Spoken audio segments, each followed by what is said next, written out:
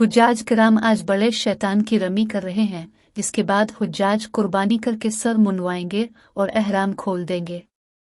हुज्जाज किराम आज 10 ज़ी-उल-हज को नमाज फजर के बाद मुज़दलिफ़ा से वापस मिना रवाना हुए थे और अब हज़रत इब्राहीम की संत की पैरवी में रमी जमरात कर रहे हैं। हुज्जाज शैतान को कंकड़ियां मारने के बाद कुर्बानी करेंगे। कुर्बानी के बाद हाजी एहराम उतार देंगे और बाल मनवा कर तवाफ़ ज़ियारत के लिए मस्जिद अल हराम जाएंगे। आज़मीन हज खाना कबा जाकर तवाफ़ ज़ियारत करेंगे। सफ़ा और मरवा के दरमियान आम लिबास में सई करेंगे और वापस मिना जाकर अयाम तशरीक़ गुजारेंगे। अज़हर है कि गुज़िश्ता रोज़ मैदान अरफ़ात में हज का रुक्न आज़म वकूफ़ अरफ़ा अदा किया गया था। हज का रुक्न आज़म वकूफ़ अरफ़ा अदा करने के बाद लाखों हुज्जाज किराम गुज़िश्ता रात मुज़दलिफ़ा पहुँचे थे। शेख यूसुफ बिन मोहम्मद का खुतबा हज।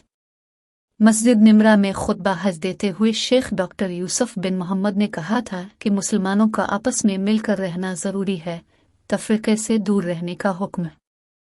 शेख डॉक्टर यूसुफ बिन मोहम्मद का कहना था कि झगड़ा करने वालों को समझाया जाए। इत्तेफाक पैदा करना मुआशरे, ख़ानदान और हर फर्द की जिम्मेदारी है। किसी अरबी को अजमी पर और अजमी को अरबी पर फजीलत हासिल नहीं। शेख यूसुफ बिन मोहम्मद का कहना था कि हुक्म दिया गया है कि नमाज अदा की जाए, ज़िकू दी जाए, गरीबों की मदद की जाए। हज भी अरकान इस्लाम में से एक रुकन है। अल्लाह की इबादत ऐसे करो कि वो तुम्हें देख रहा है। किसी अरबी को अजमी पर और अजमी को अरबी पर फजीलत हासिल नहीं। जिस तरह इस महीने की हुर्मत है, इसी तरह जान माल की हुर्मत है। दिन रात का आना जाना अल्लाह ताला की निशानियां हैं। अल्लाह की रस्सी को मजबूती से थाम लो। अल्लाह की हुदूद की हिफाजत का मतलब है कि हम सिर्फ अल्लाह की इबादत करें। हर नबी ने यही दावत दी कि एक अल्लाह की इबादत करो।